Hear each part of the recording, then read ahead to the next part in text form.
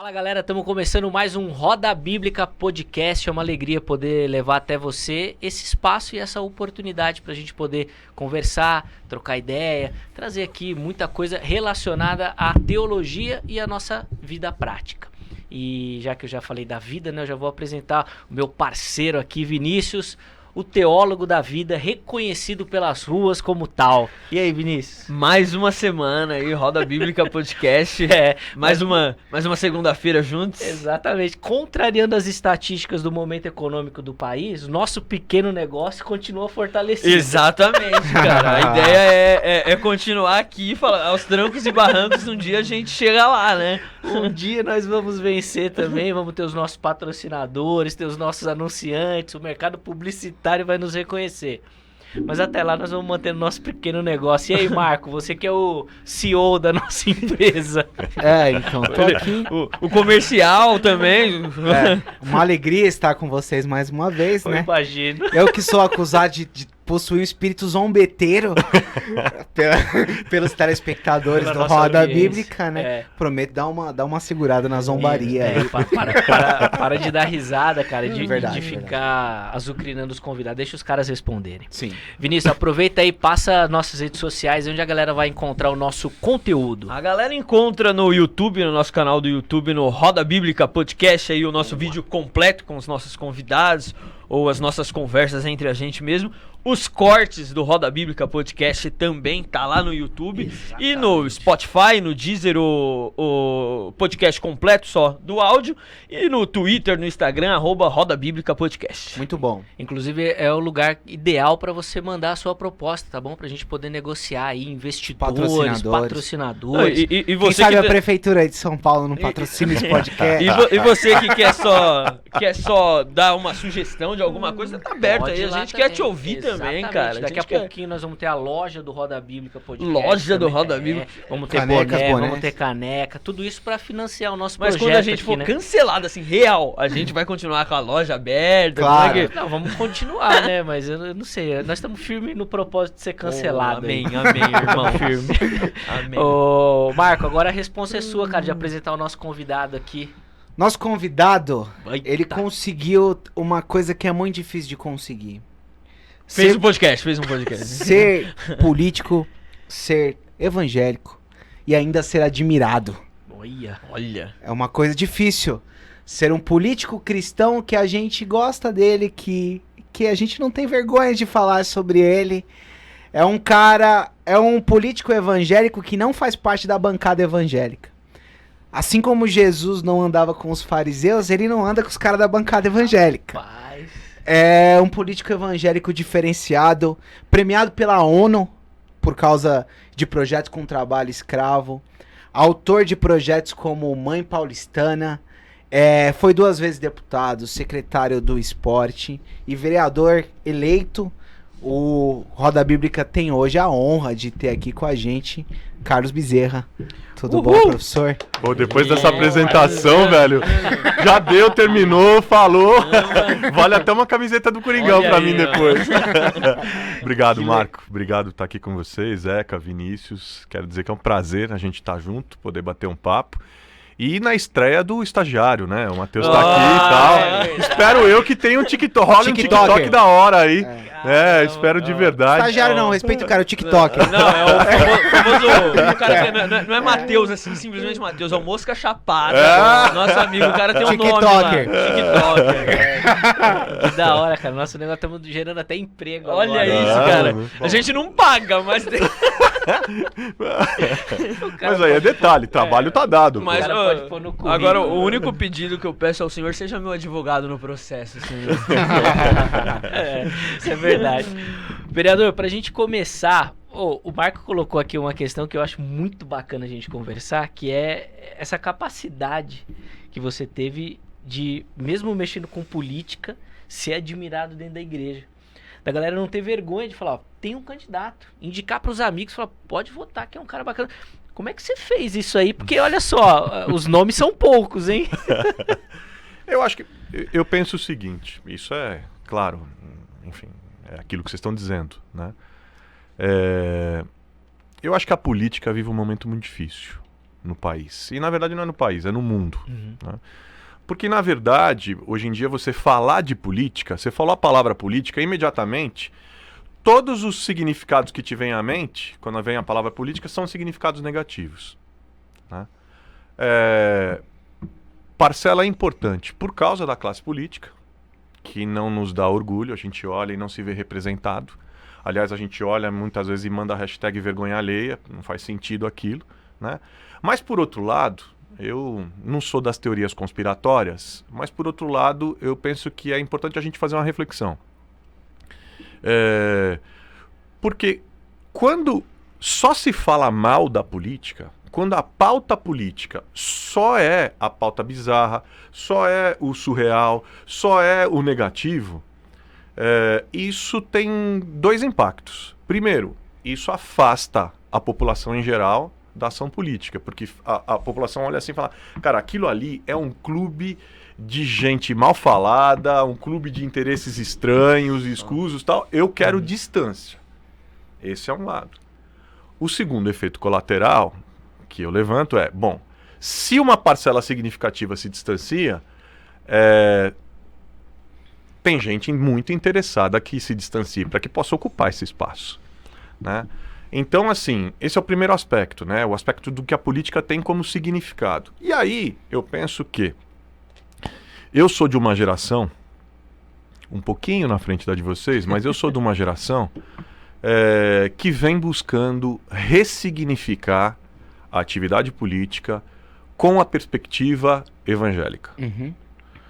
Eu não me envergonho da minha fé, eu não me envergonho dos meus princípios, dos meus valores, e eu não abro mão deles. Agora, eu procuro, quando a gente fala disso, eu acho que o impacto que se vê quando o Marco fala, se olha para você e se percebe uma coisa meio diferente e tal, porque a gente acostumou, assim como a política imediatamente está relacionada a um significado negativo, a gente se acostumou a olhar para os políticos com preconceito, e a gente também se acostumou, e como eu disse, com preconceito muitas vezes justificado, né? E aí imagina, político e evangélico. Bom, eu me lembro, por exemplo, no meu primeiro mandato, quando eu cheguei na Câmara, eu me lembro que terminou o primeiro ano, um repórter de um grande veículo de imprensa veio para mim, me encontrou e falou assim, cara, eu preciso te confessar uma coisa. Eu falei, pode falar. Ele falou, você derrubou todos os meus preconceitos. E eu não sabia que eu era preconceituoso. Eu falei, por quê? Ele falou assim, porque para mim, ser político e ser evangélico era sinônimo de fisiologismo, era ser reacionário, era ser anticiência, era ser brotosauro. Sim. Entendeu?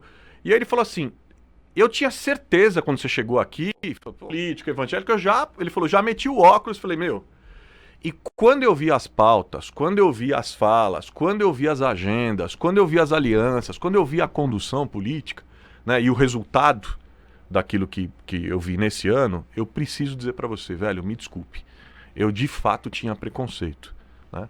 Então, assim, falando de preconceito, e aí fechando a minha ideia, a gente começou falando de preconceito, como é que a gente derruba o preconceito? Mostrando o outro lado. Sim. Que não adianta discurseira. Sim. Cara, e como é que se mostra o outro lado? Os caras aí, a tal cambada, quer dizer, bancada evangélica, eles falam o quê?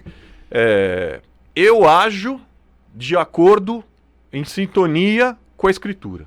Bom, beleza. É isso. Bacana. Então vamos pegar a Bíblia, que eu leio, que você lê. Isso aqui, como é que chama mesmo? Roda Bíblica. Roda Bíblica. Vamos pegar a Bíblia que a gente tem? A minha Bíblia tem mais de 2.000 versículos falando sobre um quarteto. O pobre, o órfão, a viúva e o estrangeiro. Que o Tim Keller chama de quarteto da vulnerabilidade. Sim. Bom, partindo desse pressuposto, se os caras estão dizendo que andam em sintonia com a Escritura, bacana. Então, assim, a minha pergunta imediata é, por que eles falam tanto de coisas que a Bíblia fala tão pouco e não falam nada de coisas que a Bíblia fala tanto? Sim. Porque a pauta é absolutamente desbalanceada.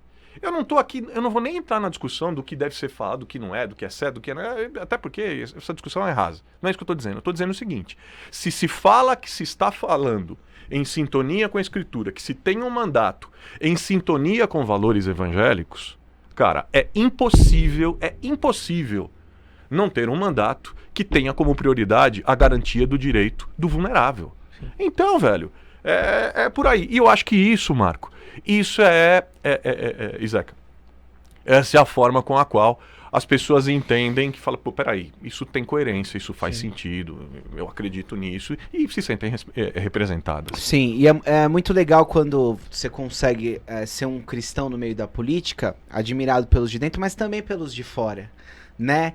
Porque eu acho que tem uma confusão, às vezes, por parte da igreja, quando vai eleger um candidato.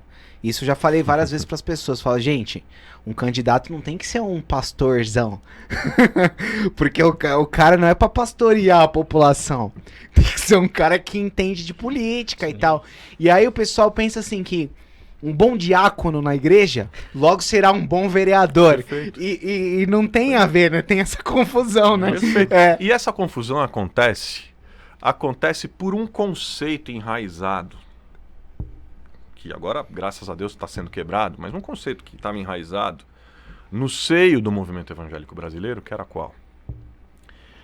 De que nós precisamos eleger pessoas que vão defender a igreja. Isso. Sim. Aquilo que eu chamo do modelo despachante de luxo de igreja. Ou seja, nós precisamos de alguém que vai defender a nossa igreja lá. Não, mas peraí, mas o que essa pessoa pensa? Não, mas peraí, ele não pensa. Pra que pensar? Não, mas o que essa pessoa fala? Não, mas ele não fala. Olha, mas ele canta bem, cara. Você precisa ver o louvor você precisa ver o louvor dele no final de semana. Ele canta muito bem. Muito bom, é cara, isso. Cara, você não sabe. Ele já sabe, decora o Salmo 119. Da frente pra trás e de trás pra frente. O cara sabe tudo. Sim. E aí, assim, as pessoas acabaram com esse conceito de que nós precisamos de alguém que nos defenda, que defenda a igreja, que seja o nosso despachante. Isso foi desdobrando da seguinte forma: o bom político cristão, evangélico, é qual? É o que arruma ônibus no final de semana pro retiro. Exatamente. É o que libera o telhadinho do puxadinho da igreja que foi feita lá na ponta. É o que fecha terreiro. É o que fecha terreiro, entendeu? É o que esbraveja moralismo, é o que briga, entendeu? Cumprimento o Senado com a paz do Senhor. Isso, entendeu? Eu acho incrível. Fala em línguas do microfone da tribuna da Câmara. Isso. Entendeu? Assim, para as pessoas é isso. Por quê? As pessoas começaram a acreditar que esse era o modelo. E por que isso? Não, pô. E eu chamo aquele nome que os caras falam de nome de guerra, né? Aí o candidato vai com o nome de guerra, diácono, né? Presbítero João. Evangelista. É complicado, né? Cara? Cantora fulana. Traz a função antes. Cara, agora, só uma coisa, um parênteses. Vamos lembrar também que essa não é uma exclusividade evangélica. Isso. É verdade. Isso é brasileiro. Sim. Isso é da nossa cultura brasileira. Irmão Lázaro. Entendeu? O Chico do, sei lá, o Chico da farmácia. Isso, o Zé do posto, o não sei o que, assim. E é engraçado isso, porque você quer uma credibilidade emprestada, né? De uma coisa que não tem nada a ver com política. E ó, pessoal, eu posso ser um bom político porque eu sou um bom cantor. Sim, não faz sentido. Não faz sentido. E as pessoas não pensam nisso, porque o voto, especialmente no Brasil, ele é muito mais afetivo do que racional. Putz, as pessoas. E agora na era das fake news, então, velho, assim, vale qualquer coisa. As pessoas acreditam no que querem. Agora, essa coisa do despachante de luxo de igreja, que inclusive eu falo no meu livro, no Fé Cidadã, aonde surgiu isso? Lá atrás, na reabertura democrática do Brasil, a gente vivia sob o regime ditatorial, nós vivíamos sob uma ditadura. Hoje em dia a gente precisa repetir, que foi ditadura mesmo. Que nós vivíamos sob uma ditadura.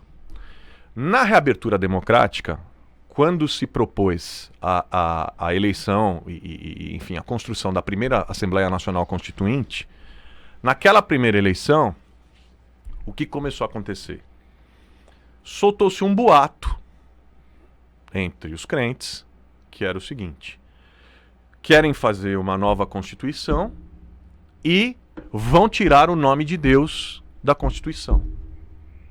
Logo, o que é que nós precisamos fazer? Eleger o maior número de crentes Pra defender. para defender a igreja. Lembrando que, olha como isso é bizarro. Como se a igreja, olha como é irracional, como se a igreja precisasse de defesa de alguém. Deus precisasse Cara, de defesa. como se a igreja precisasse da defesa de alguém. Aliás, vou dizer, pobre da igreja que precisa de político para defendê-la ou para garantir a liberdade de fala. Mas essa Porque a igreja na história nunca precisou de político para isso. Porque e quando ela precisar, sabe o que significa? Que o Espírito Santo foi embora faz tempo. Verdade. Um político que defenda a igreja. Isso daí é até frase de campanha, né? Sim, Mas essa... um político que defenda a igreja. Agora, fechando o meu raciocínio, porque imediatamente quando eu falo sobre isso, as pessoas falam, tá bom, então, mas qual que é o modelo? Se o modelo não é o despachante de igreja, qual é o modelo de participação política cristã que tem impacto na sociedade? Que conversa com a sociedade como um todo, não só para dentro do gueto. Qual é o modelo? O modelo é o modelo da expressão dos valores do reino de Deus através da vida pública. Na prática. É isso. Como é que se faz isso? Sociedade, Primeiro, ética diferenciada. A ética do reino. Segundo, uma agenda que tenha outras prioridades. Se a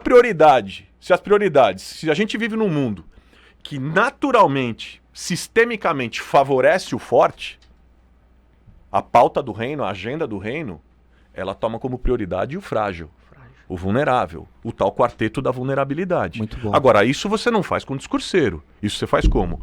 Com orçamento. Isso você faz como? Com um projeto de lei. E aí, por que eu me envolvi com o enfrentamento ao trabalho escravo?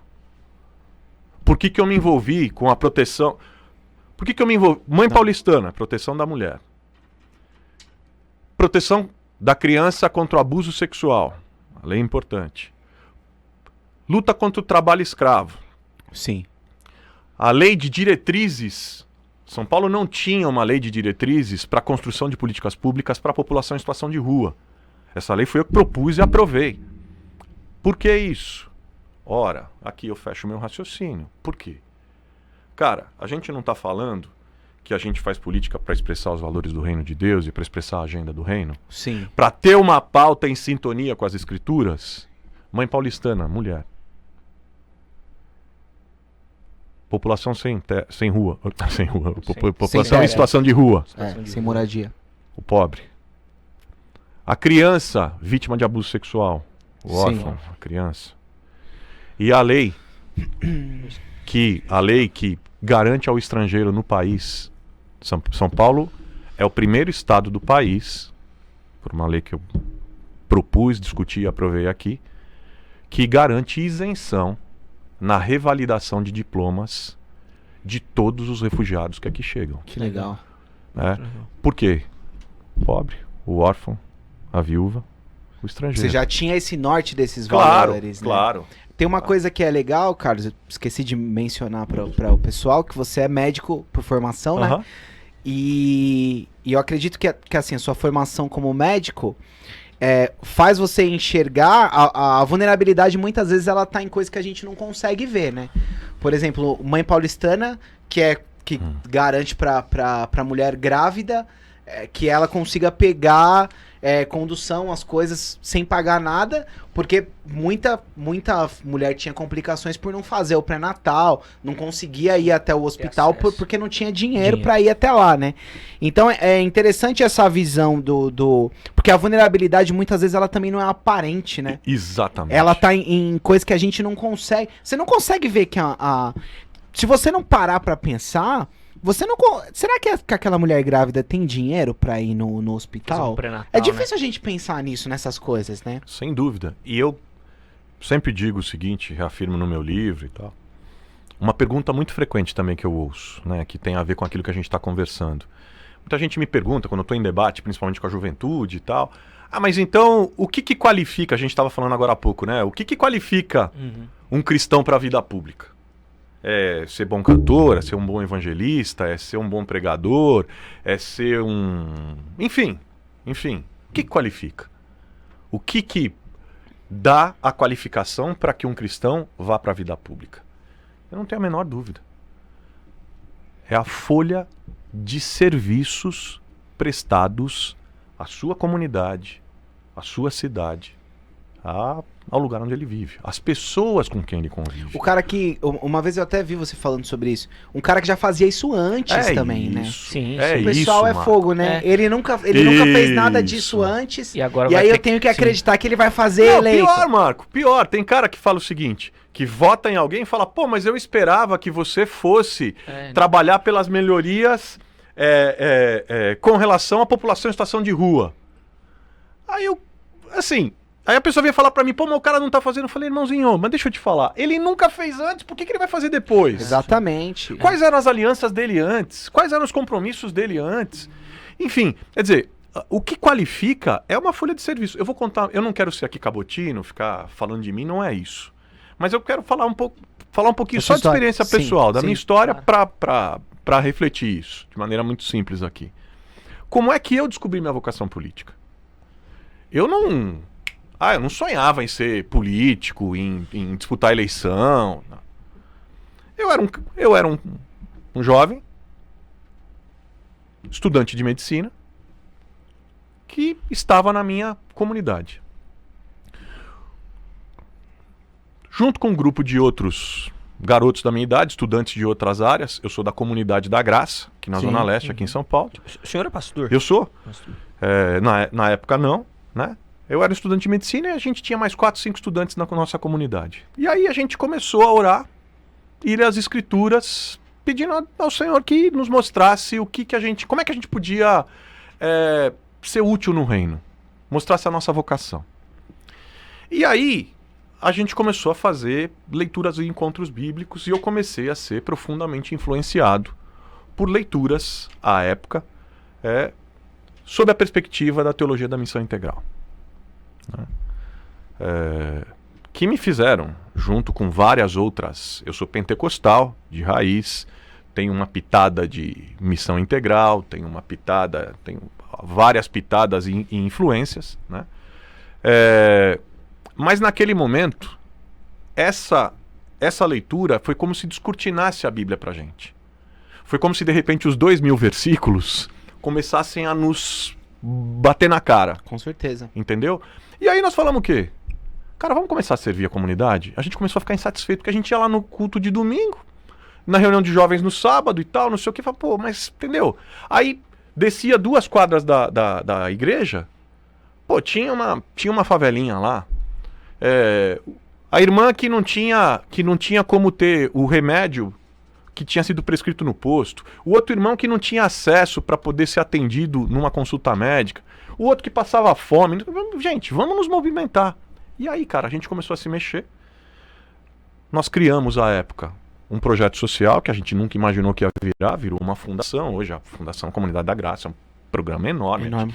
Faz mais de 1 milhão de atendimentos por ano. Só em creche são quase 2.000 crianças, escola, clínica médica, enfim, né? Com voluntários, dezenas de voluntários, tem mais de 500 funcionários, quer dizer, uma entidade de porte. Mas como é que eu fui parar na política? Cara, nós começamos a servir a população. Eu era um estudante de medicina, servindo a população, servindo. De repente, o que aconteceu? Num determinado momento, a Câmara Municipal teve uma crise ética pesada, que era a tal da máfia dos fiscais. Foi um escândalo na época e tal. Começou a se falar em renovação. As pessoas começaram a olhar pra mim. À época, Quantos anos você tinha? eu tinha 30 anos. Nossa, é novo. As pessoas começaram a olhar pra mim e falar pra mim o seguinte: você deveria ser candidato. A primeira vez que eu vi isso, eu falei, meu, você tá maluco? Que candidato, cara? Eu falei, mas por que eu deveria ser candidato? Pô, você tá aqui o tempo todo servindo o povo. Vocês têm uma clínica aqui servindo o povo. Vocês fazem projetos que melhoram as condições de saúde de um monte de gente. Estão combatendo fome, analfabetismo, não sei o quê. Você coordena voluntários, você mobiliza as pessoas, assim. O que você está esperando? Nós estamos precisando de gente assim para servir a cidade. Cara, pela primeira vez eu parei e falei... Aí eu entendi que isso é de fato o padrão cristão, o padrão de Jesus. Porque Jesus diz o seguinte: no meu reino, quem quiser governar, no meu reino, os últimos serão os primeiros. E quem quiser governar, começa servindo. Cara, não existe autoridade maior Do que essa? de testemunho e de qualificação e de carta de qualificação do que o serviço. Muito Agora, bom. claro, você agrega. É importante para um candidato cristão, primeiro, serviço à comunidade, servir os pobres. Porque isso é exercício concreto de fé. Porque esse negócio de discurso, eu sou de direita, eu sou de esquerda, eu sou não sei o que hoje no país é isso. Entendeu? Tá. Você serve os pobres como? E aí, né? Quando? De que jeito? Como é que o seu trabalho de fato muda a vida das pessoas? Entendeu? Como é que você expressa a sua fé, essa fé que você tanto grita no microfone, como é que ela é expressa quando ninguém tá olhando? Muito bom isso, porque a gente se esconde atrás das bandeiras, né? E esquece de questionar o trabalho de fato, né? Esquece que o cara é de esquerda e de direita. O que ele faz, né? Sabe o que é pior? Sabe o que é pior? Eu vou falar agora da questão dos crentes. A sociedade está olhando para os crentes que estão na política hoje e todo mundo sabe contra o que eles são. É verdade. Só que as pessoas estão perguntando o seguinte: e a favor do que vocês são?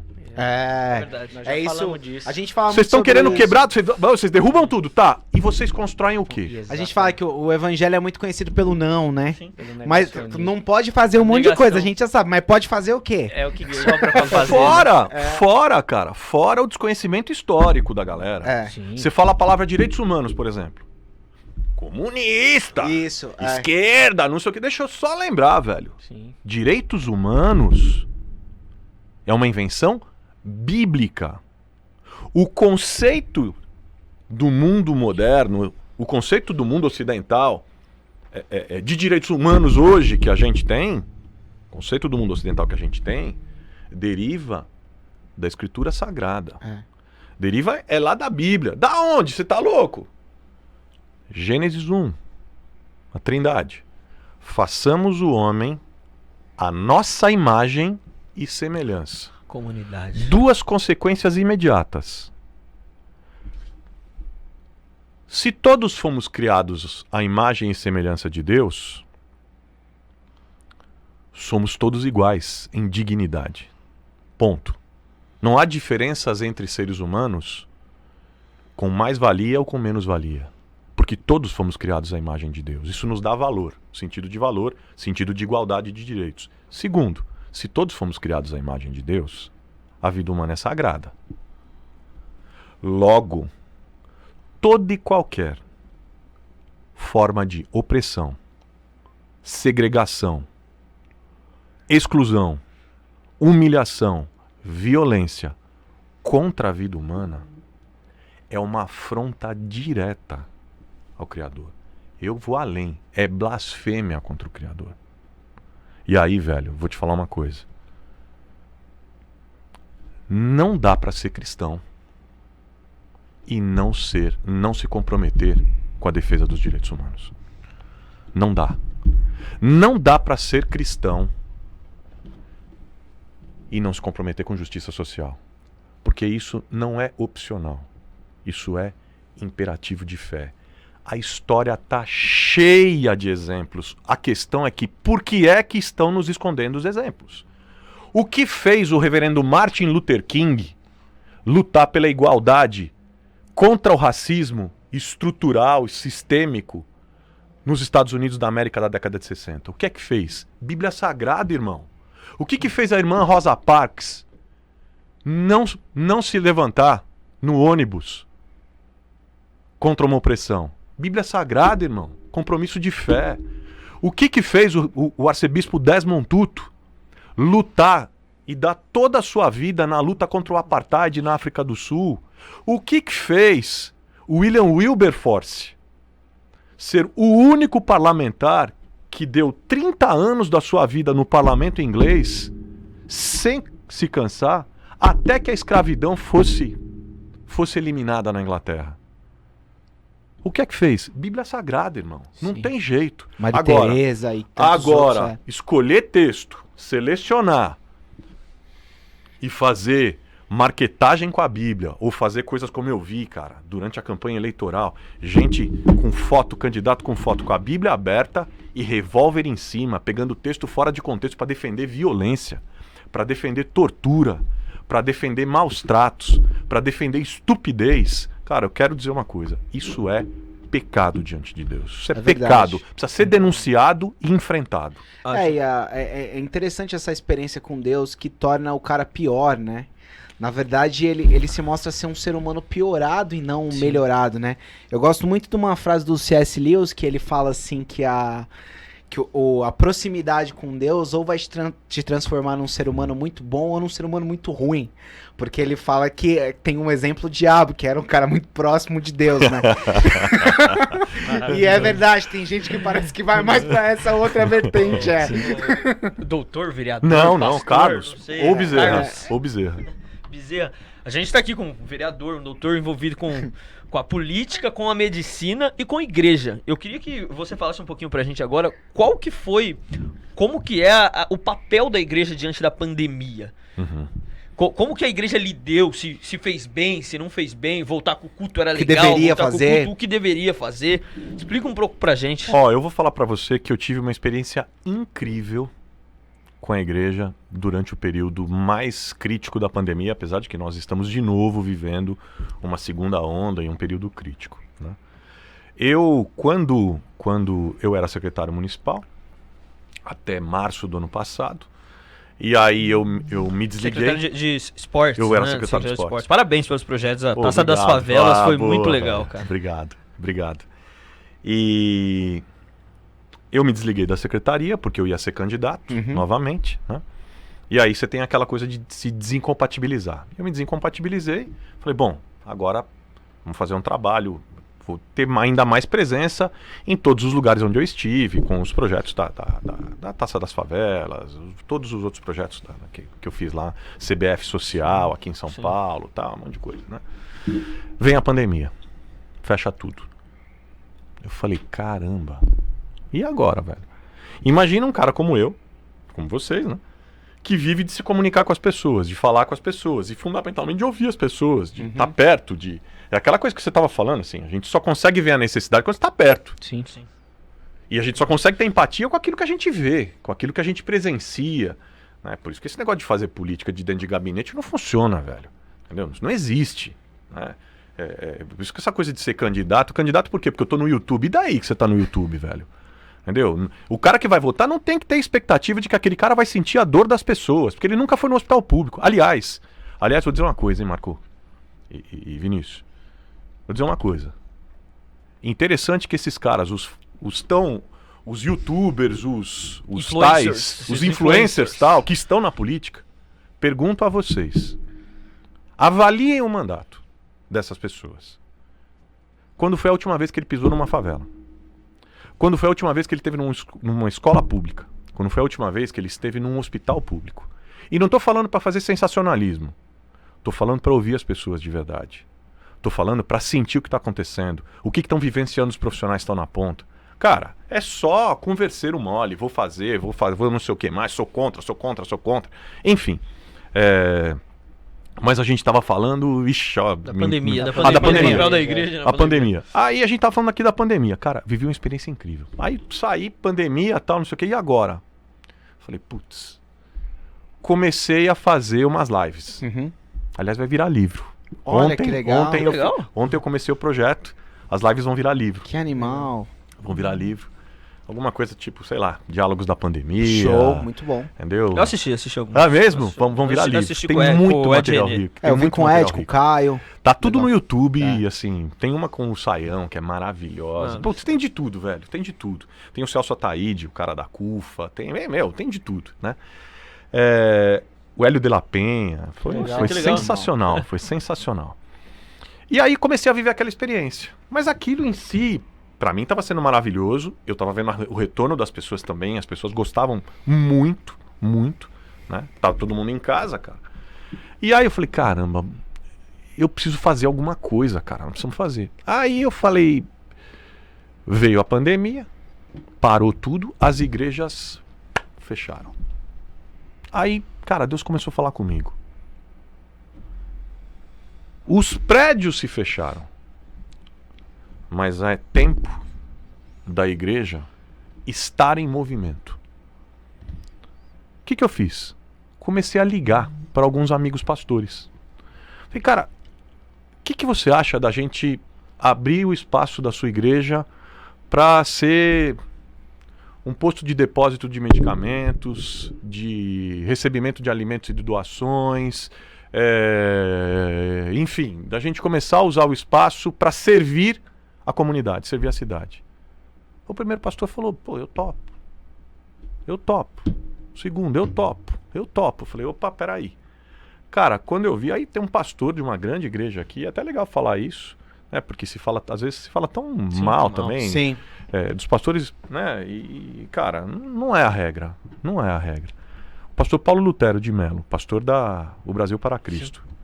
Barra Funda aqui. Barra Funda, uma grande igreja. Ele me ligou emocionado. Falou para mim, olha, tô sabendo que você tá articulando para as igrejas funcionarem como espaços de distribuição de alimentos, de roupa, de acolhida. Ele falou assim, eu quero colocar, aqui eles chamam lá de grande templo, né? Eu quero colocar o grande templo à disposição para um hospital de campanha, para receber os doentes aqui. Cara, eu achei aquilo... Bom, resumindo a ópera, a gente conseguiu juntar 250 igrejas e organizações sociais na cidade, que acabaram geograficamente cobrindo todo o território. A gente escolheu intencionalmente as áreas mais vulneráveis e os lugares onde as pessoas estavam, onde tinha maior índice de mortalidade, e começamos a fazer um trabalho de acolhida, de recebendo doações e distribuindo, fazendo chegar na ponta. Resultado final, foram 35 mil famílias assistidas ao longo desse período. Que legal. Aí você vai perguntar, tinha algum dono da rede? Não. Absolutamente horizontal, absolutamente anônimos, todo mundo trabalhando, que nem nós fizemos agora. Visão Mundial, a IBAB, a Comunidade da Graça, nós fizemos agora para Manaus, doação de cilindros de oxigênio para Manaus.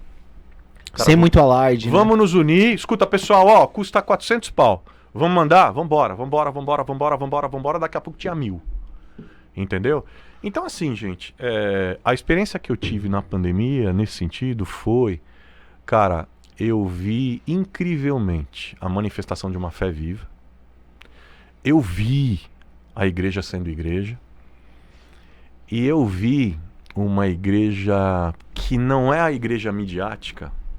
Eu vi essa igreja não midiática, presente, transformadora, abençoadora, viva, de uma maneira muito especial. Que legal, hein? Entendeu? Então foi uma experiência, vou dizer pra vocês, cara, eu terminei esse processo, que eu não imaginava o que ia acontecer, juro, não imaginava o que ia acontecer. Eu terminei esse processo com a minha fé renovada, por ver. Amém. E eu tenho absoluta convicção que nenhuma dessas igrejas, dessas organizações cristãs que participaram disso, estão participando disso, porque agora nós estamos ampliando, agora nós vamos trabalhar a questão de saúde, né, atendimentos em saúde com a rede, trabalhar a questão de qualificação para o emprego, porque a galera desempregada. Vacina. Tal, entendeu? Vacina, que eu também estou articulando isso e tal. Legal, hein? Então, assim, não para, velho. Essas igrejas jamais serão as mesmas. Isso não retrocede, né? Isso que você falou, tudo isso que você falou, causa um insight legal, assim, na gente, né? Porque eu acabei pensando que eu acho que a maioria das igrejas, elas são muito boas em fazer culto e são péssimas em ser igreja. Show, né? Show. Eu acho que a missão de Deus, que é realizada através da igreja, não é fazer culto, cara. Fazer culto é tipo assim, fazer culto é a menor coisa dentro do trabalho da igreja. E o que a gente vê é fazer culto ser tratado como a maior coisa, né? Porque a briga por aqueles que queriam abrir as igrejas era a briga por fazer culto, não era a briga pra ser igreja. Porque pra fazer igreja não precisava fazer culto. Sim. Na pandemia. Eu gosto muito do exemplo que sempre falam, é que a vida que é, na verdade, o culto, né? A vida que é o culto. A vida que é o culto. E a reunião que se faz é simplesmente uma pausa ali, um intervalo do jogo, os 15 minutos pra gente falar como que a gente tá vivendo, vamos voltar pro jogo de novo. Sim. E vamos voltar melhor nesse segundo tempo, vamos voltar melhor agora. A gente se reuniu aqui, fez essa conversa, vamos lá, vamos mudar a vida de pessoas, vamos tá lá no meio do povo mesmo e vamos pra vida. Porque eu vi pastores falando assim, não, a gente não vai retroceder, a gente vai, não vamos fechar a igreja, vamos fazer os cultos, Não, nem que seja clandestino. O pior de tudo são os exemplos. Ah, mas o baile funk pode, a igreja não pode abrir. Cara, você tá cuidando de vida. E é E engraçado que esse cara... é uma crise conceitual. Sim. É uma Isso. crise conceitual, porque, em última análise, o evangelho é a plena manifestação da defesa da vida, da proteção da vida. Quer dizer, como é que a gente vai anunciar o evangelho disseminando a morte? Exatamente. Sem usar máscara. Isso é uma contradição que as pessoas nem veem. Eu ouvi gente falando assim, mas eu não uso máscara porque eu tenho fé, irmão. Eu falei, eu também tenho fé, irmão. Eu tenho um amigo que fala que come cuscuz. Eu como cuscuz, cara. Eu também tenho fé, acompanhada de sensatez, né? Acompanhada de respeito à vida humana. Porque a minha fé me leva não apenas a preservar e a respeitar a minha vida, o meu corpo, que é templo do Espírito Santo, assim como a preservar e a respeitar a sua vida. Né? Então, assim, é uma grande contradição essa de falar, não, peraí, vamos juntar todo mundo porque o mais importante é o movimento. Não, o mais importante não é o movimento. Isso. Mas não tem testemunho mais forte, Marquinhos, tem testemunho mais forte do que a proteção da vida. E é engraçado assim, a promoção como... da vida. Quando você Valorizar a vida, né? Quando você vai ficando um pouco mais experimentado na vida, não que eu seja tão velho. Não que eu seja tão velho, Não, mas eu pode mas eu sou falar, um pouco cara. velho Mas do sua barba tá evangelho. pretinha toda ainda, ó a minha como é que Pode tá. falar que você é A do velho, Zeca tá Não, tchau, aqui, verdade, outro ali. De idade Experimentado foi uma boa de uma palavra, né? De idade eu não Cara. sou velho, mas sou velho na igreja, né? Tá bom, Tipo tá assim, bom. porque você tá na igreja desde pequeno. Tá. E Nasceu aí, na cara, igreja. Você acaba traçando uns paralelos. Esse cara que tá brigando pra fazer evento, eu tenho certeza que é o cara que não tá fazendo nada pela comunidade. Sim, sim. Se eu for chutar, eu já sei que é esse cara. Porque ele tá brigando pra fazer evento, mas ele não tá brigando pra distribuir alimento. Que é isso. Espiritualizaram precisa- a briga, né? os Tipo, o cara- demônio quer fechar a igreja e nós vamos orar e vai abrir, sabe? Então não tem nada a ver. E outra, a velho. gente sabe que tem todo um lance de oferta envolvido, Tem. monetário. Por que, que o Outras cara quer questões. fazer evento, velho? Não O cara sei. quer fazer evento porque arrecada dízimo e oferta. É. Eu gosto muito de uma fala do Ricardo Bitum, que ele, uma vez ele tava fazendo uma exegese do texto da viúva, né? E aí o que ele disse? Que aquela viúva que Jesus elogia ela, que ela vai até o gasofilácio e deposita aquilo que ela tem, na verdade aquilo que ela não tem, né? Uma coisa meio filosófica, né? Ela dá aquilo que ela não tem. Ele diz assim, que aquela viúva não deveria depositar no gasofilácio, mas ela deveria tirar dinheiro do gasofilácio. Perante a lógica do reino, ela tinha autoridade para colocar a mão dentro do gasofilácio e pegar o dinheiro para ela.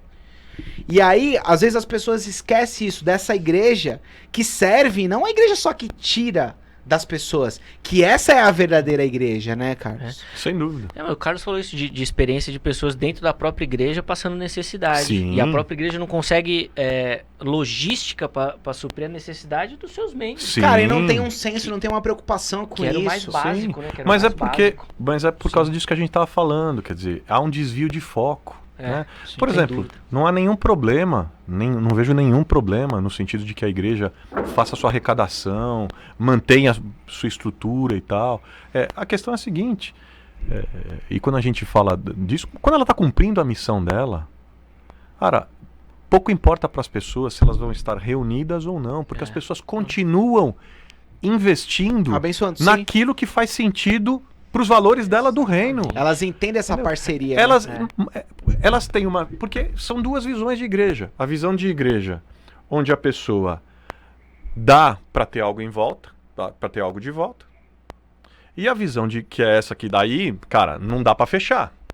Entendeu? Isso. Porque, isso. se não tiver ninguém aqui pra ficar barganhando o tempo inteiro, se tá fechado, eu não vou ter nada de volta. Porque é o ritual, né? Se acabou o ritual, acabou a igreja. E uma, né? e uma outra visão onde as pessoas contribuem porque elas sabem que a forma com a qual elas contribuem vai abençoar outros. Isso, rapaz. Ela não quer que o reino deixe de andar, ela não quer. E se aquilo é um projeto do reino, cara, eu vou continuar investindo. Não é se eu tô lá, se eu não tô, porque eu quero ser alimentado com a palavra pelos cultos online. Eu quero que os programas continuem acontecendo. Por exemplo, lá na comunidade, quando começou a pandemia, a gente tomou, vamos dizer, um lema entre nós. Ninguém entre nós fica para trás. E ninguém entre nós pode passar necessidade.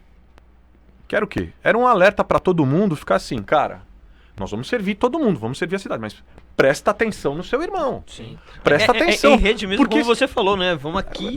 Porque seria Vamos contraditório. total, Estamos preocupados em transformar uma... Cara, e o meu irmão do meu lado passando dificuldade, o que isso gerou, por exemplo? A gente tá falando de experiências da pandemia, né, Vinícius? O que gerou, por exemplo? Gerou uma iniciativa super legal que meu irmão fez. Meu irmão tá pastoreando a comunidade, o Ronaldo. Uma iniciativa super legal, que foi o quê? Nós fizemos lá um banco de dados de todos os profissionais que estavam desempregados, que eram autônomos, que eram prestadores de serviço e que estavam passando algum tipo de dificuldade. Fez um banco. Publicou nos canais da igreja. E o trabalho todo foi o quê? É o seguinte, todo mundo tem que comprar fruta, não tem? Toda semana? Tem. Cara, ao invés de comprar fruta lá no supermercado, no hipermercado, pô, compra a fruta do Carlos, que é nosso irmão aqui, e que o negócio dele tá parado. Isso. Manda consertar o carro com o irmão X. Pô, vai contratar uma aula de música? Contrata da irmã, tal, porque essa é uma maneira da gente se preservar também como comunidade. Sim. Legal. Entendeu? Então, assim, isso demonstra muito. Isso nos fortaleceu como comunidade pra caramba. Entendeu? Isso mudou o nosso olhar lá. A gente viveu uma experiência muito diferente. E a gente passou a se cuidar. Com isso, a gente evitou que um monte de gente que estava passando dificuldade, quem ficava desempregado, era assistido. Ninguém ficou na mão. E uma coisa legal, a gente falando de trabalho, é que a dona Maria, que vendia fruta, não abusar do valor. Olha, eles vão comprar de mim, eu não vou abusar, colocar o valor lá em cima, Isso, como muita gente fez, até é. porque o trabalho não é simplesmente um lugar que você ganha dinheiro, a gente aprende assim. O trabalho é como eu sirvo as pessoas o tempo inteiro. Eu não tô lá no meu trabalho só, eu ganho dinheiro. É a ideologia do reino, Eu tenho um sentido naquilo que eu faço, eu tenho um sentido no meu trabalho. Então essa coisa acaba gerando uma coisa legal. Sim, assim.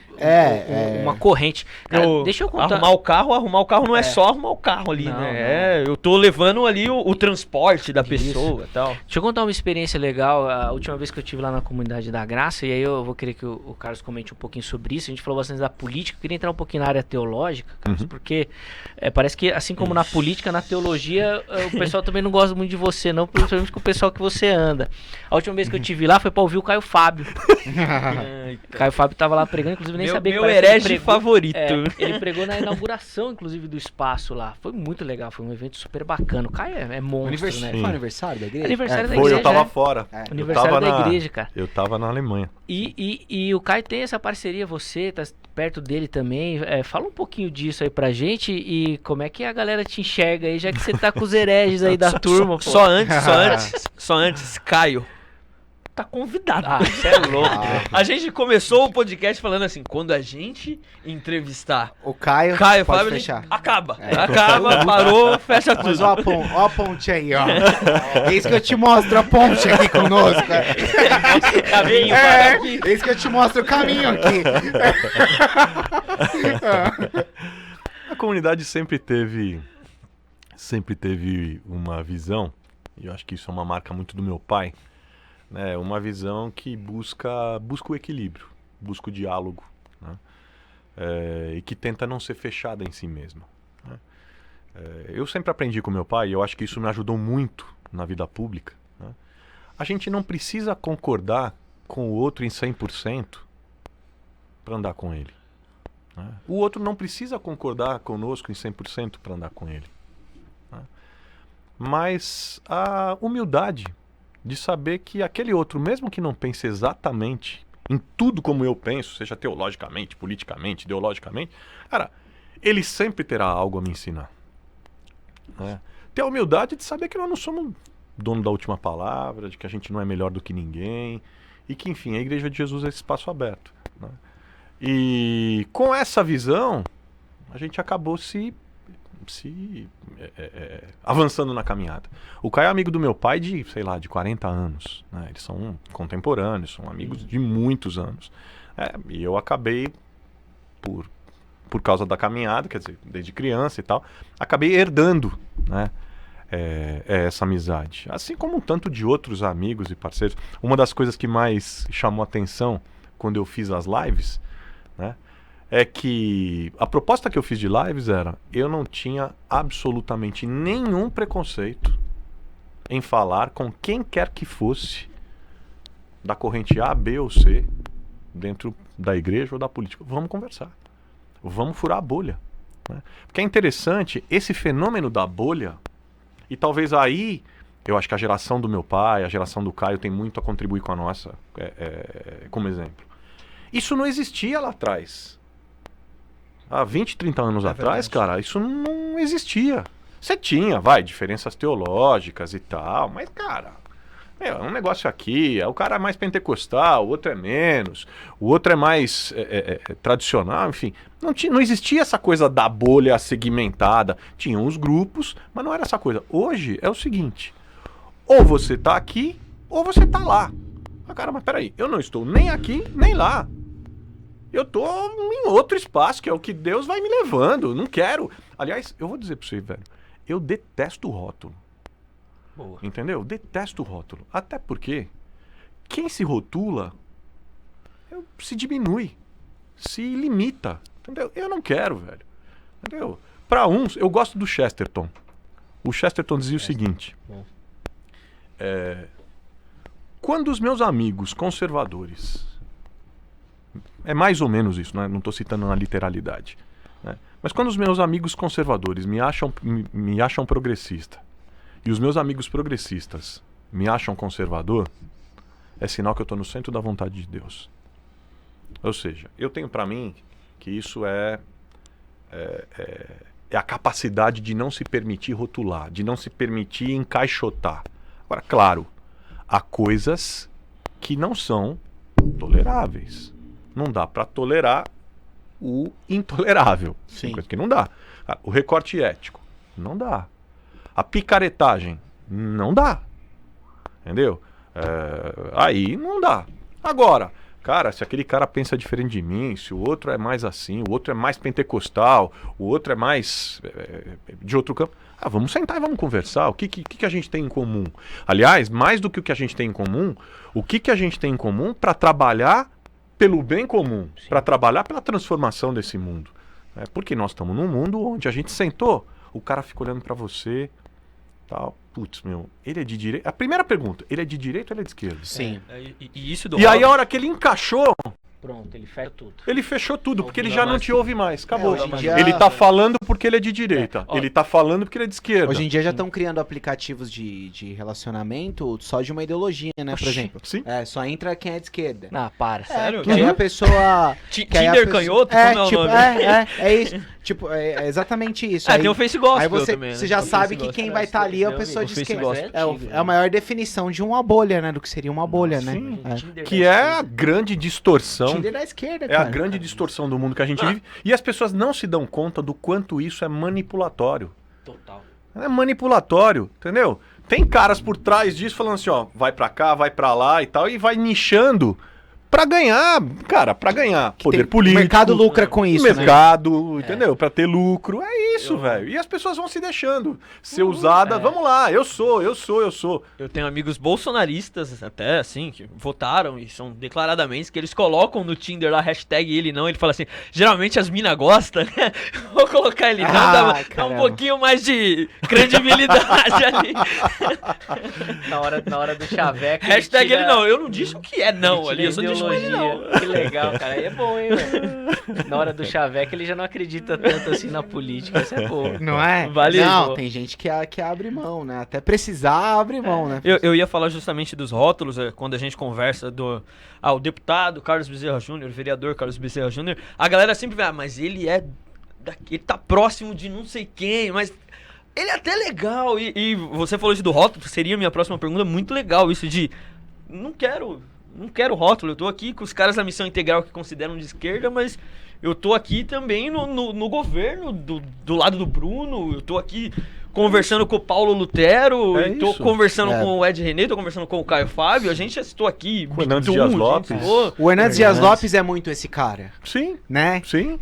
Se chamar ele pra pregar na Assembleia, ele vai. Se chamar ele pra pregar na Presbiteriana, ele Que é- vai. Cara, ele é muito esse cara. Dizem até, eu espero que ele um dia esteja aqui pra falar pra gente, que ele fala até sobre os dons de línguas, cara. Que ele ora. Ele ora em línguas? Queria ouvir isso daí dele, cara. É mesmo? E você, cara? Não, o Ah, Hernandes eu ainda Dias não Lopes tive essa ele vai capacidade. vir. Não tive essa capacidade. O Hernandes Dias Mas- Lopes ele vai vir exatamente porque ele é esse cara que vai em qualquer lugar. Cara, Eu tenho certeza que ele vem. É, então, ia ser louco, mas isso daí é fundamental, cara. Se estiver Você dentro da quebrar isso agenda, ele daí. vem. Ah, vem. Você quebrar esses paradigmas que Não, tem que quebrar, rotulando, velho. A melhor assim, experiência que eu vivi na pandemia com as lives foi exatamente essa. E eu conversando com caras, assim, que ideologicamente estavam no campo completamente oposto do meu. Eu olhava aqui, eu ouvia, às vezes o cara falava, eu engolia aquilo, falei, pera, deixa o cara falar, Isso. entendeu? Se ele acredita naquilo, deixa eu tentar entender por que ele acredita. Não com quer dizer motivo. que eu vou me convencer, não quer dizer que eu vou estar naquele campo, mas deixa ele, entendeu? É legítimo, é democrático. Né? E na igreja não precisamos... Aliás, eu acho que a igreja tem que ser o primeiro campo a romper isso. Tem uma coisa interessante, que me vem agora, uma história interessante, que é o da África do Sul, o período pós-apartheid. O que aconteceu? Durante o período do apartheid, a África do Sul completamente polarizada, Uhum. né? Brancos e negros, tal, pró e contra o apartheid, pá, tava desse jeito. E as pessoas se matando. O que eles fizeram? Quando terminou, quando caiu o regime e o Mandela sobe ao poder, os caras falaram, agora vem retaliação. Agora o bicho vai pegar. O Mandela, contrariando todas as expectativas, vai falar, vai ter retaliação não. O que não quer dizer que a gente não vai promover a justiça e esclarecer o que aconteceu, o que ficou Sim. para trás. Vamos criar o quê? Comissões da verdade e justiça. Que vão ser presididas, coordenadas por que tipo de pessoa? Quem nesse período atravessou esse período e hoje é reconhecido com autoridade moral por quem estava lá e por quem estava cá. Essas pessoas reconhecidas na sociedade como pessoas acima de qualquer disputa, essas têm condição de conduzir comissões de justiça, de reparação, de restauração da paz no país. Que elas viveram, né? Fecho dizendo para vocês o seguinte. Nós estamos num momento e num país profundamente polarizado. Para mim, o papel da igreja hoje não é apoiar partido A ou B.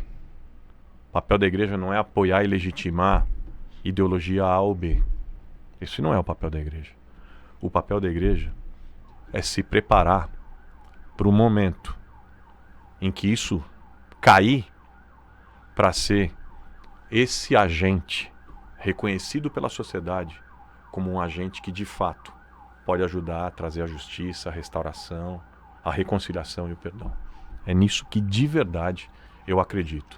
E por isso que a gente não pode em nome de Jesus, a gente não pode ter ídolos políticos dentro da igreja. Sim. O evangelho não é de direita. O evangelho não é de esquerda. O evangelho não é de centro. O evangelho é o evangelho. Muito bom. Há cristãos de direita, há cristãos de esquerda, e eles precisam aprender a conviver e a se respeitar entre si. Agora, a igreja, lembrando e parafraseando o nosso ícone, reverendo Martin Luther King, a igreja não é senhora nem serva do Estado, mas antes, sua consciência crítica. Nós somos isso como igreja. Muito E bom. se a gente recuperar isso, você não tenha dúvida que no pós-polarização, pós-apartheid, nós vamos abençoar muito essa nação. Recuperar a história mesmo da eu gosto igreja, muito de né? uma frase do Caio que ele fala: quem foi crucificado com Cristo ficou sem mãos para levantar bandeiras. É muito, Muito é bom.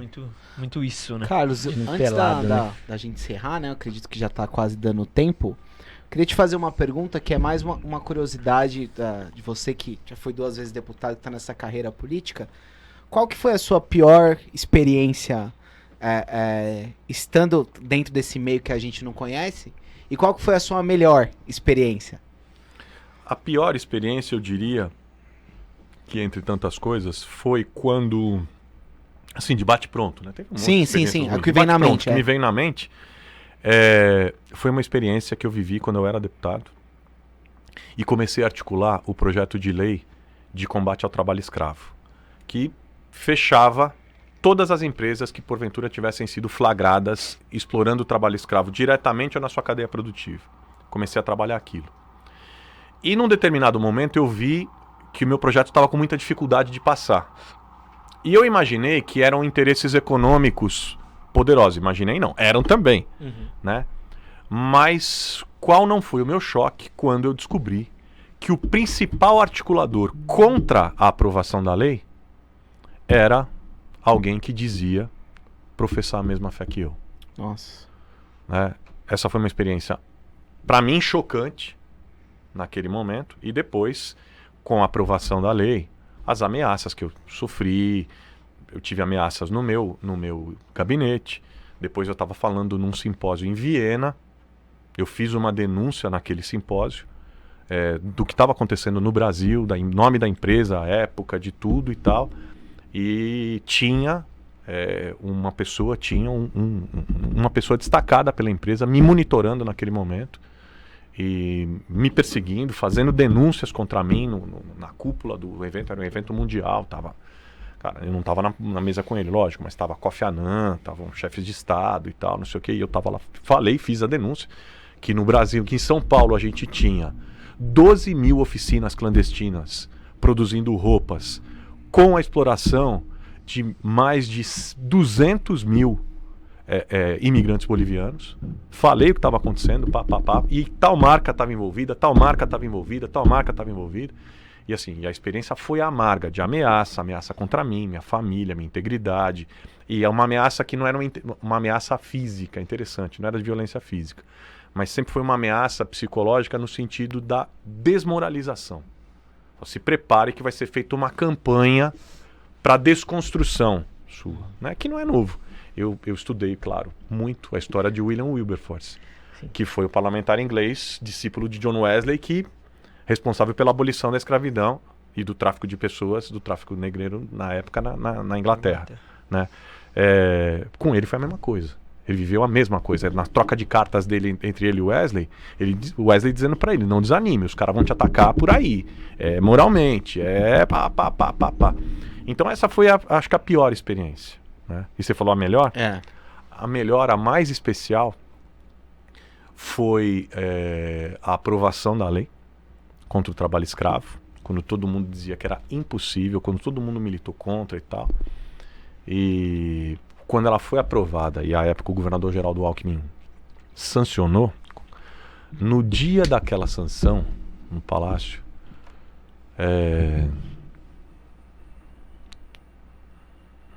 eu vi claramente, né, que Deus se move de maneiras inexplicáveis em favor da justiça.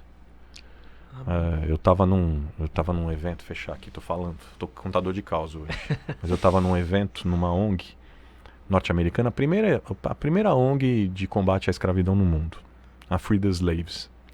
E aí me chamaram lá, depois da aprovação da lei, ganhou uma repercussão que eu nunca imaginei, de repente começou a ganhar repercussão mundial, porque a ONU registrou que era a lei mais eficiente, mais moderna contra a escravidão contemporânea no mundo, e aí isso chamou a atenção do mundo, fui falar na ONU, caramba, Nova York, Genebra, Viena, enfim, virou uma coisa maluca, mas eu nunca imaginei, jamais. E aí, nesse momento, alguém naquela organização me chamaram para falar com o staff, porque eles estavam fazendo um programa de lobby no Congresso norte-americano para passar uma lei que era perto da que a gente aprovou aqui, era, cara, um negócio simplesinho, mas não passava. Aí eles me chamaram lá para eu falar de estratégias de pressão e lobby político, tal, não sei o que, para aprovação de lei. Aí eu fui lá, tal. Juro que eu até fiz uma pose, botei o terninho, tal, não sei o que, fiz aquela pose boa. Você olhava assim, você jurava que era um capô. Esse cara aí, cara, como diz um amigo meu, tá patrão esse aí. Tá podendo, tal. Aí fui lá, falei. Falei, olha, aí contei a estratégia foi assim, a pressão através de uma CPI, papapá, os stakeholders, políticos, articulação, denúncia, tal, imprensa, população, tal. Aí eu cheguei e falei, bom, essa é a estratégia. Eu falei assim, era uma reunião com o staff, eu falei assim, se vocês achavam que eu era maluco, a partir de agora, vocês vão ter certeza. Aí os caras... Aquela ONG, essa organização, é uma organização confessional. Nasceu como organização cristã. Mas hoje, não mais. Eu falei, tudo isso aconteceu, claro que eu trabalhei muito, claro que eu articulei, claro que tive estratégia, claro que mobilizei, mas só aconteceu por um motivo. Por quê? Pelo imponderável da graça de Deus. Aí os caras pra mim assim, tipo, que esse maluco tá falando? Imponderável da graça de Deus. Assim, sabe por que aconteceu? Eu não sou causador, eu sou instrumento. Eu só fui uma das pessoas, um dos corações mobilizados pelo Senhor, pela mão dele, em resposta a milhares de orações de gente escravizada, oprimida, excluída e sem voz. Eu só fui instrumento. Foi isso que eu fui. E assim aconteceu, né? Os caras olharam e falei, é isso, porque Deus se move de maneiras inexplicáveis. Falei, humanamente não dá para explicar como se aprovou uma lei tão dura no estado mais rico da nação que virou referência mundial. Não dá para explicar humanamente. Mas é porque Deus se move de maneira inexplicável em favor da justiça, em favor daqueles que clamam pelo nome dele. Muito bom. Aplaudir de pé, hein, igreja? Que coisa linda, hein? Muito bonito, amém, muito irmãos? bonito. Amém, amém. Cara, infelizmente nós vamos ter que encerrar. Não queria encerrar, não, cara. Queria conversar mais um pouco, porque o papo tá bom pra caramba, Legal, né? Mas, Carlos, poxa, obrigado, assim, gratidão do nosso coração por aceitar o convite, né? Tá aqui. Eu sei que quando o Marco te chama não dá muita credibilidade, né? Mas releva isso daí em outras oportunidades, lembra da gente, tá? Não precisa só lembrar dele, não da picaretagem dele, não. Não, depois da apresentação que ele me fez, cara, eu volto sempre agora, meu. Ele quis puxar o saco, com certeza, limpar a barra dele. Faz uma semana que ele tá escrevendo esse texto. Não, o Vinícius de camiseta do Coringão. Olha aí. Você do Batman e o Marcos me fazendo essa apresentação, velho, esquece. Tá ótimo. Boa, né? Muito bom. Carlos, obrigado de novo. Quiser deixar sua rede social, alguma informação, inclusive você trouxe o livro. Eu trouxe o livro. Eu trouxe o livro. Quem quiser comprar, ele tá disponível, né? No mais fácil é o Amazon, tanto na versão impressa quanto na versão digital. Tá? Agora tá até em promoção, tá super em conta. Legal. O livro Fé Cidadã, que fala sobre essa conexão entre fé, justiça e direitos humanos. Né? Eu trabalho todos esses conceitos que a gente falou aqui sobre como fazer política enquanto cristão, chamado, vocação, conto um pouco da minha história e resultados práticos dessa caminhada que eu considero uma caminhada alternativa àquilo que a gente está acostumado a quando a gente fala de política evangélica. Minhas redes, Carlos Bezerra JR é o meu Instagram, né? São todas Carlos Bezerra JR, Instagram, Facebook, a principal Instagram, Twitter, né? Que mais? Se você quiser falar comigo pelo direct do Instagram, a maneira mais fácil, eu sempre respondo, tô lá e tal, enfim, acho que essa é a maneira mais... Eu tenho um canal também no YouTube que, sim, as lives, eu fiz 113 lives no período mais forte da pandemia. Perdi a conta de quantas horas de gravação. Tem gente de todo tipo, testemunho de todo tipo, histórias inusitadíssimas, porque eu sempre explorava o lado B do convidado. Né? Então, tipo, alguma história que ele nunca contou, tá lá na live, por isso que vai virar livro. Tá no YouTube, youtube.com/Carlos Bezerra JR oficial. E também tá nas plataformas Deezer e Spotify no formato de podcast. Que é Carlos Bezerra Júnior. Inclusive já tá convidado para voltar quando lançar o livro, pra gente falar sobre o livro também. Boa, vai ser legal, falando em livro, eu começo aqui agora.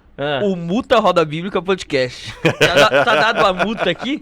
Vai ficar com a gente, então, esse? Vai ficar com a gente. Mas esse autografado é meu, eu vou trazer um outro, Já que ele quis fazer isso no ao vivo, então eu vou quebrar ele no ao vivo também. Eu tava devendo pro Marco também, velho. Eu tô devendo pra ele. O Marco é um cara... Pensa num cara perseverante. Olha aí. Entendeu? Ele leva a sério, da perseverança dele. Ele leva a sério eu sou fruto da perseverança dele. Fruto do espírito. Meu, você vai lá. E eu falei pra ele, a última vez que a gente se viu, tava na boca da eleição. A gente se encontrou sem querer e tal. Foi. Aí ele falou, passou essa loucura, eu vou lá. Pode ficar tranquilo. Foi. E aqui estamos nós. É verdade. Que legal. Na verdade, eu falei isso pros próximos, porque a gente já sabia que esse era nosso. E o Carlos, além de eu ser perseverante, sabe aquela coisa que você sempre encontra o cara? Impressionante. Aí eu fui na peça do Giovanni C no lançamento da... Como a Radassa. Aí encontrei ele na porta. Aí falei, mano, vamos lá. Você tá me devendo. Aí eu fui tá me devendo. Cara, numa padaria, velho. Lá em São Miguel. Aí Tava numa padaria, eu tô indo num evento, parei pra comer um sanduba de mortadela, tô lá, comendo meu sanduba quietinho. Falei, aqui ninguém me conhece, ninguém... Eu só vejo a mãozinha no meu ombro. Eu falei, putz, eu tô na dívida com o cara. Ele falou, eu acho que aí ele falou, amém, Senhor. Seu servo vai lá. Seu servo ouve. A perseguição do Marco foi pior do que a das denúncias contra a escravidão. Cara, que isso? O cara tava atrás o tempo inteiro. Encontrei o cara demais, encontrei ele demais. Que legal. Que legal. Obrigado mesmo.